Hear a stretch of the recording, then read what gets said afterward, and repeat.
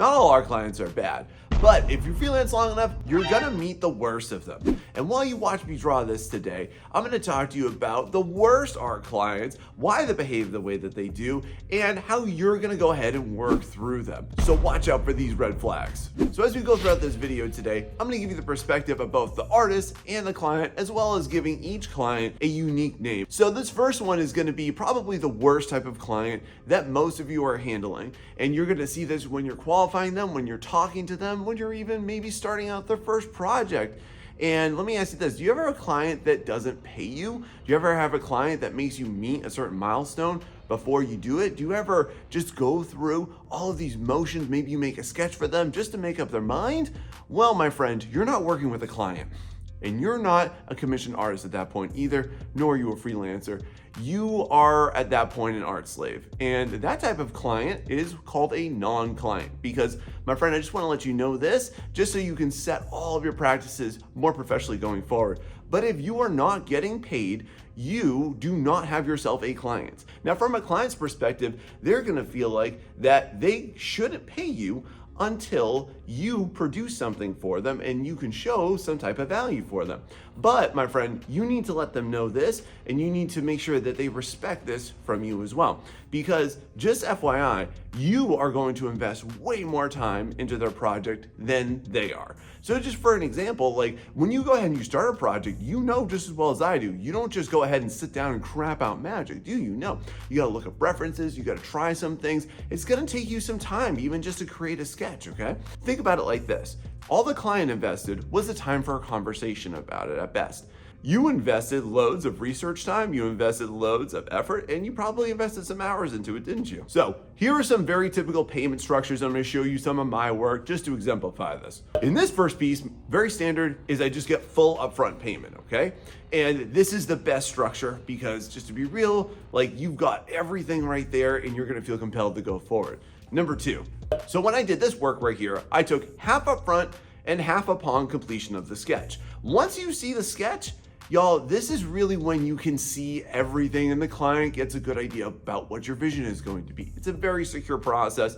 I always agree to this. Now for my third example here, this was done for a commercial client and I had to do certain checkpoints and it was for a much larger price tag too, so it makes sense. But again, I always get paid something up front and then I continued forward with it and we had established check-in points at which point I would receive payment. So just for example here, for this client, they actually asked me to read a couple pages of their book in order to create this cover, and I made this years ago. And look, I told this client just very fairly and very professionally that I can't invest anything into it until they show their reciprocal investment into me. And that's a fair way for you to think about it, my friend. So do not ever do anything for a potential client, which you now know they're a non-client, unless you're getting paid for it. Now, as you're gonna be working with clients, here's one major thing that I wanna let you know, and it's gonna segue us into this second type, which is they are non-artists. And this is just generally true of the vast majority of people who are gonna wanna pay you,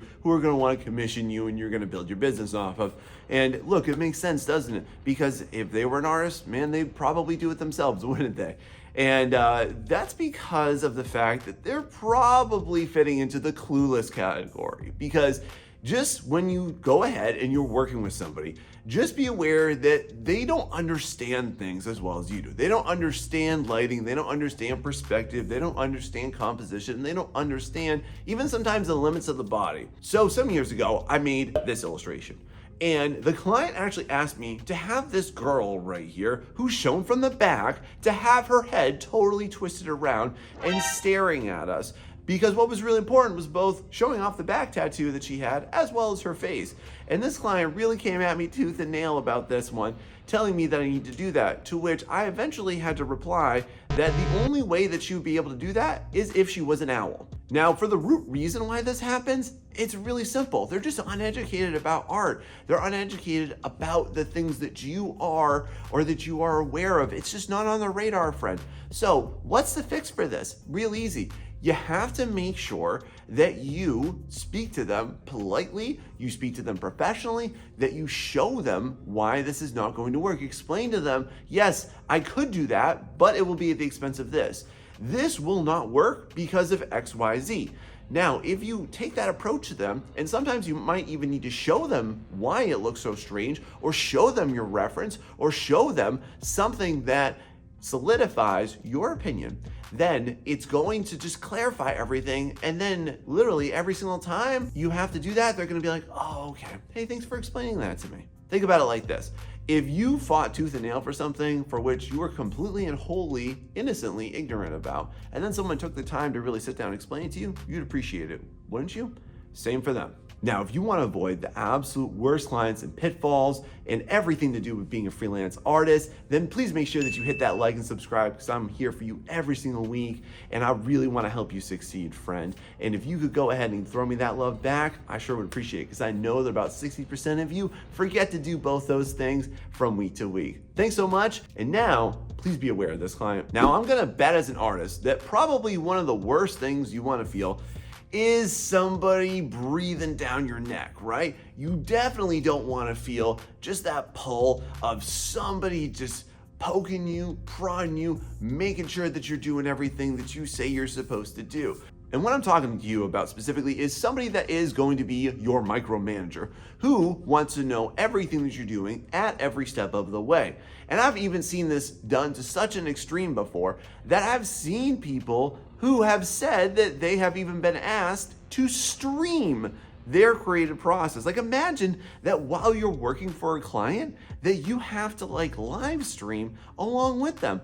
Can you imagine any worse of a circumstance? I would rather jump off a cliff than have somebody sit there and watch me for hours while I'm in the creation process, making every single dopey, derpy, and dumb and just silly things that inevitably happen, as if you're just gonna sit down and crap out something perfect, right? And this type of client I call the overseer. The one that's always wanting to watch what you're doing, the one that always wants to know exactly what you're doing all the time. Why does this happen? Well, at the root cause of this, okay, they care about their project, okay? And I know you do too, friend. Now, I definitely don't want to sugarcoat this, but these types of people can also be awful to work with and for, and they're just gonna drive you crazy because they're gonna think that they know better than you sometimes too. So the fix on this one, real simple, is that you need to have a conversation with your client before you start working with them and qualify them better, okay? If you're not having conversations, you're just having whomever fill your slots,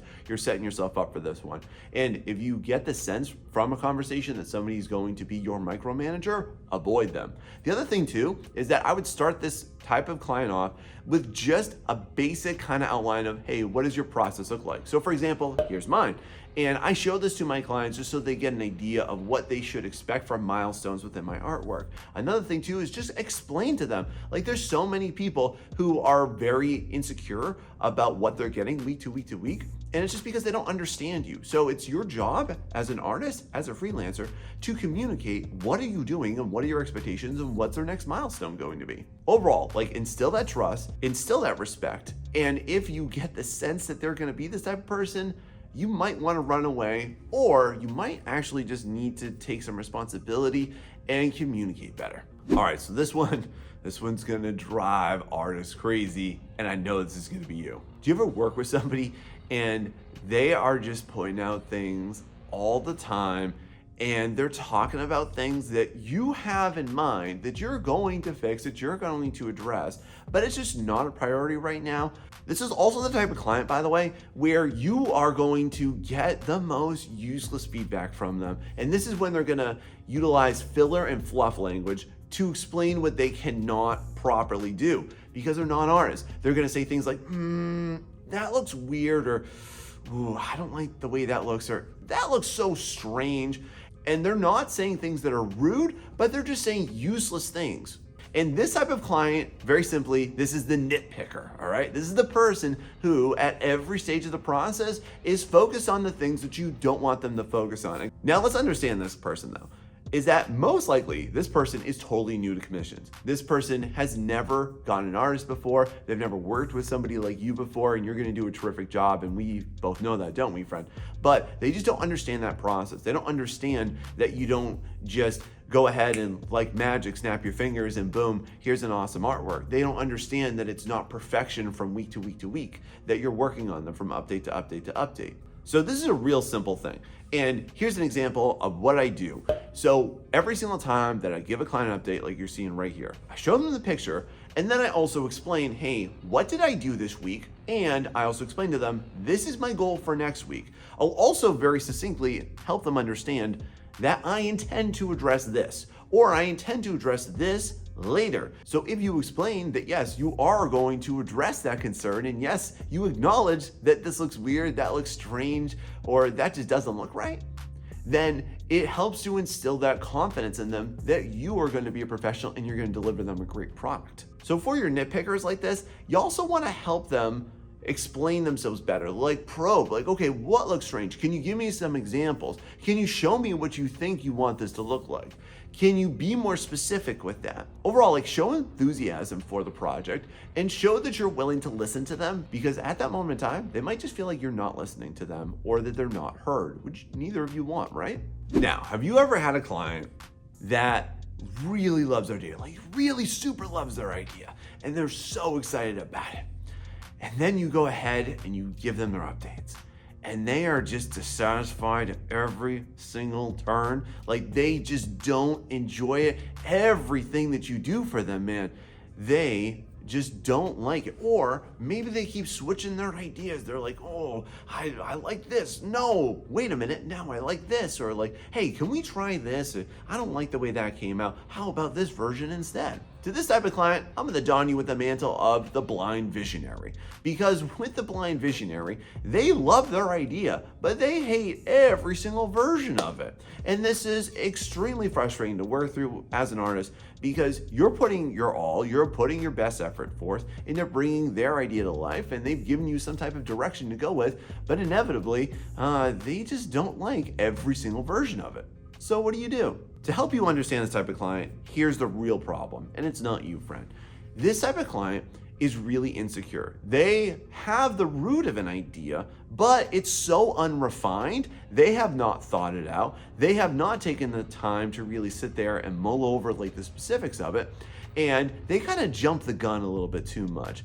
And another thing too is that they probably hold it a little bit too dear to their heart, that they expect perfection from you, which is just an unrealistic expectation, because you could commission 5 amazing artists and all 5 would give you an amazing different version of it.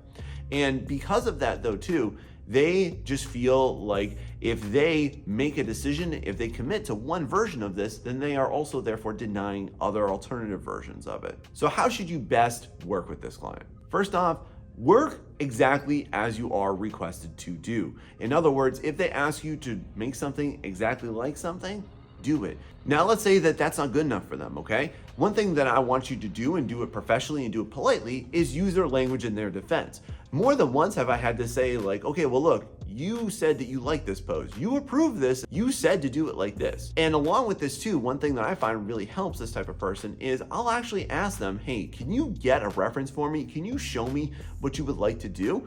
Like, just be open and just be humble about it. Like, it is so easy to just be like, hey, look, I really want to meet you halfway here, and I want to produce the best version for you. Can you show me an example of what you're looking for? Because I find that that takes all the ownership off of you and your time and efforts and puts it wholly onto them. Now, if they're doing this way too much, y'all, and just to give you a really fair number for this, just to set you up for it, if they ask you to do something more than twice, you need to charge them for it. And if it's taking you a long time to do it, charge them for it and be okay with that. Help them understand the fact that you're already investing your time into this. And if they are gonna go back on what they told you that they wanted to do, then that's gonna cost you more time, which means it's gonna cost them more money. And that's okay to ask. That's not crooked or wrong. That's just the price of doing business. Now, have you ever worked with somebody who just communicates like a complete jerk? Maybe they use horrible language with you, they're unkind to you, they speak down to you even too. Man, this one is gonna set me on fire, and I bet it will you too. And just to exemplify this, so I did this book cover for a client some years ago, and listen, I'm still grateful for the opportunity that I had there. I learned a lot from it. But while working with this person, okay, we communicated via email, and this guy just could not communicate professionally and respectfully to me. And it wasn't like outright calling me names or using abusive language, But there was just this tone and this tenor from this client that just drove me crazy. And the worst was that my wife and I both share the same email. So every time I got one, she would get it, and then she would go ballistic when she would read this guy's emails. And I was so happy to be done with him by the end of it. And then just to tell you a funny story about that is that they then contacted me about 2 years ago asking me to do some more work. So I asked him what it was, and then what did I do for that? I got a little revenge here, and he asked me for my pricing, and I told him it would be about $1,200 for it, in which case he totally blew up, and I just left it at like, hey, look, that's my pricing. I've leveled up a lot since the last time I worked with you, and that's what it's gonna be. So what's the issue with this person? Why are they so nasty? It's because they are the rude dude. That's how I title this type of client. And at the root of this is that they don't see art as a personal process, they see it as a product. They don't really respect you. They don't really respect it. You are a means to an end. They're not interested in working with you, developing a relationship with you, which is sad, and it's their loss more than yours on that. But unfortunately though, it's not anybody that you want to work with. Now, how do you handle this as an artist? This one can be tough. Number one, I'm going to say that you need to be confident and stand up for yourself. Tell them if they've crossed the line. Tell them if they are being rude. If they're using poor language choices, like if they can't communicate to you like a respectful fellow human, tell them that, like, hey, look, I really want to work with you on this project, but we got to pause for a second here because I don't appreciate the way that you're speaking to me. I don't appreciate the words that you're using. And this is not going to foster a good relationship with us. This is not going to be good for either of us moving forward. Be okay telling them that. A lot of times too, like if you never qualified your client, you can get these types of people too. If you're charging too cheap, you're definitely going to get these type of people, by the way. But here's the most important thing that you can do and need to do is that you must maintain your composure. You have to be the professional. You have to be the mature one at all times. If somebody sends you something nasty, here's my advice for you. Walk away for 1 hour and then think about it and come back to it, okay? Don't ever respond in emotion. It's just not a good look for you. And then you're both gonna regret it eventually. It's probably them later on more than you. And this is somebody that you generally don't enjoy working with. Take my advice and price up like triple fold next time that they reach out to you. How's that? Now, have you ever had a client that is just extremely pushy and they just want to be in charge of everything at every moment at a time? Have you ever had this type of client where they're just extremely rigid, they think that they know best, and you just feel like you're being robbed of all creativity? Well, my friend, you have met the captain. Now, this isn't necessarily a bad type of person, but I'm just going to exemplify why it can be frustrating for you to work with. So here in this example, here is my final artwork, which I'm pretty pleased with. But that character over there on the right, I redid him 4 times. I ended up redrawing his pose 3 times. Just to show you, here's my original sketch, and then here's the final one. Now, just between the two, I'm just gonna be real and honest with you. I love my version of it. I think it looks way more comical, which is what the entire vibe of this piece was supposed to be, versus the end product. But hey, that's just what happens sometimes. And here's what you wanna remember about the captain. For them, their project is often very meaningful. It exemplifies a certain time for them, a certain endearment towards characters or scenes or stories for them. Now, what this often entails too is just an inability to expose vulnerability, like maybe they don't want to admit that their idea was wrong. And unfortunately, sometimes like they can even lash out. Now, my client did not lash out on me, and we just had some great conversations. And here's my advice for you, and here's literally what I did, is that first off, remind them why they chose you. Like, one of the things that I think that you can do with the captain is that you can definitely ask them to show examples. If they're trying to over direct you, is ask them to show an example of, hey, which one of my artworks did you like? Because if you're not satisfied with it, I want to meet you there and I want to get a better idea of how do I make you happy with this. Now, for all specifics too, ask them to approve it. Ask them, by the way, take the onus off of you, put it onto them, and ask them to approve those things before you get started, before you have to detail, before you have to hardcore render things. And also, one of my number one things that I ask all my clients on is, hey, can I take some artistic liberties with this? Hey, do I have your permission to redo the design here? Hey, is it okay with you if I take a little bit of my own creative stab at what that character looks like, or what that weapon looks like, or what that background looks like?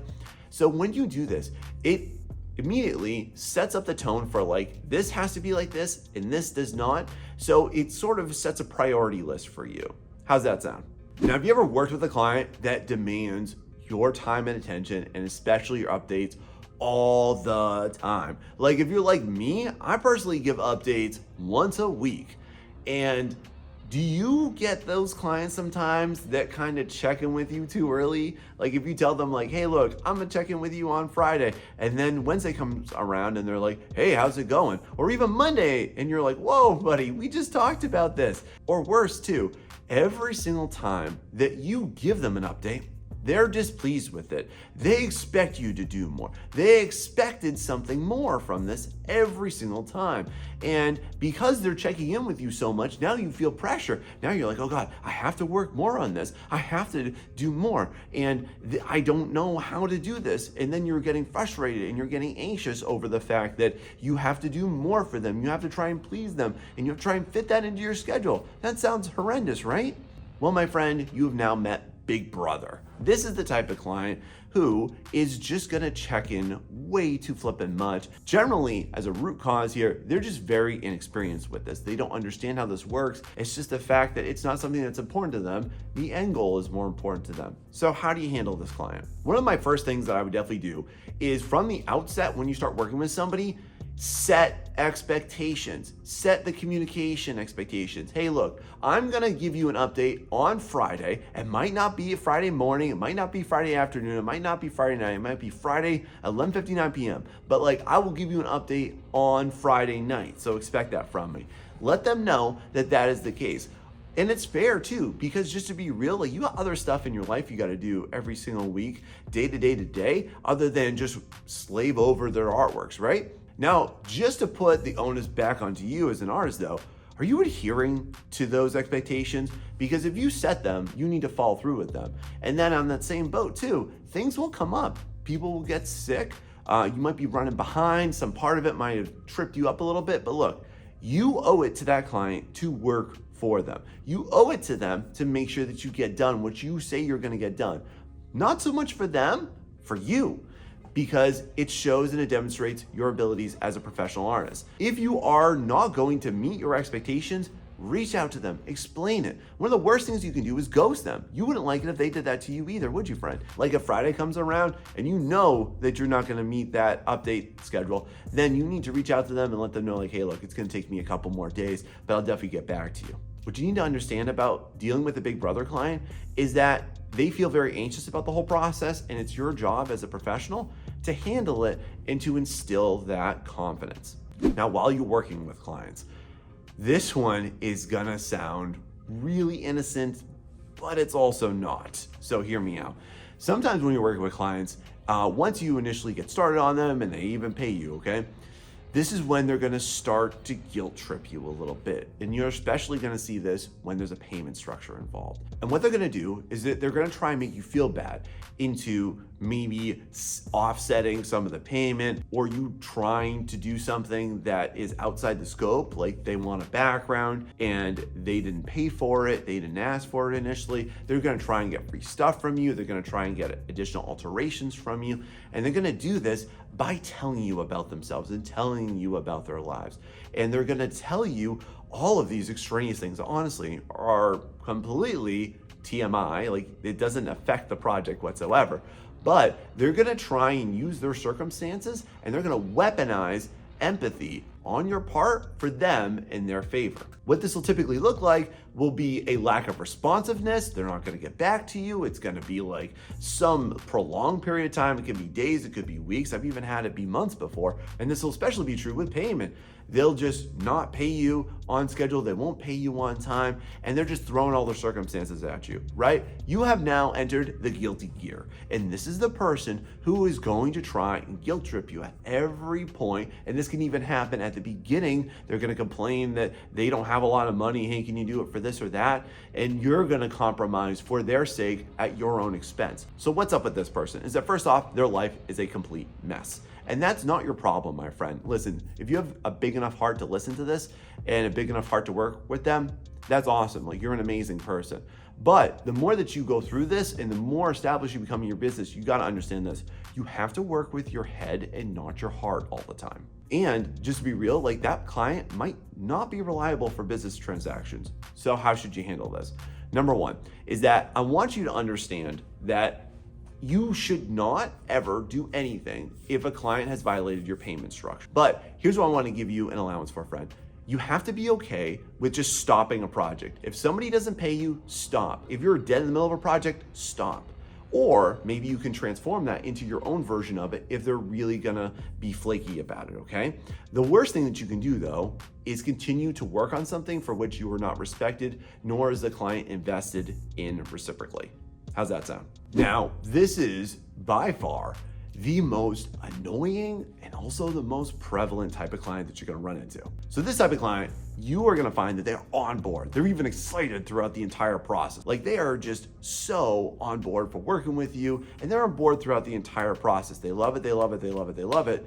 And then all of a sudden this happens. Then they stop responding to you. And then they also, maybe they have some alterations. And then maybe too, they're asking you to revise some things that you already did a long time ago. This person is the late to the party client. This is the type of person who seems like they're 100% on board with you, ride or die with you throughout the entire project. And then something happens to them, some switch flips in their head, and all of a sudden they stop liking it, okay? All of a sudden they stop responding to you. All of a sudden now they have requests for things that you already did. So what's up with this? Oftentimes, here's the root of this. They're a people pleaser. They actually like you, they respect you, they love your artwork, but it's not going in the direction that they wanted to, or there's some alteration that they're kind of hoping is going to get addressed, but it's not on your radar, so it can't be. And they are just maybe afraid to bring it up to you. Another thing too with this type of client is they might have also run out of funds, just to be real. They might also be just afraid to offend you, which is perfectly understandable too. So what should you do in this circumstance? First off, if they're gonna ask you for an alteration, consider your time on it. Like, for example, for me, if I have to work for 30 minutes to an hour on an alteration, I'll be like, okay, no problem, I'll do that for you, friend. If it's longer than an hour, that's typically where I have to make a really hard choice here, okay? Another thing too is that you want to do, and you want to communicate this, and oftentimes your terms of service can also do this for you, is just delineate, like, just set the expectation for how many alterations do you get and how big of an alteration. So for me personally on this note, I make the standard that I will only do 2 alterations, not exceeding 2 hours for any type of project. If it goes beyond that though, I have to charge because it's my time and it's my money. Another thing too is that if they're asking you to revisit something that you already previously agreed on, you have to show them that. And it is up to you again to determine, is that gonna take you a little bit of time or a lot of bit of time? If it's gonna take you a little bit of time, you might just wanna go ahead and do it. If it's something that is gonna take you a lot of bit of time, then charge them for it and be okay with that. It's not awful, it's not slimy, it's not underhanded, it's just reasonable. So don't feel bad, because otherwise you will feel bad about you investing your time into something that they already flipping agreed to. Now, how would you handle the type of client that comes to you all the time and they just expect something for nothing? Have you ever worked with a client who just seems to have totally empty pockets and they're just expecting you to work for nothing? Or are you sitting here at this point and you're just like, well, Sean, but how do I get my prices up more competitively? How do I get myself out of $25 commissions? How do I level up this? Well, I got this whole video for you right here about the best pricing practices and how I've evolved mine so that you can too. Thanks so much for watching, and if this helped you, make sure you share it with somebody that you know.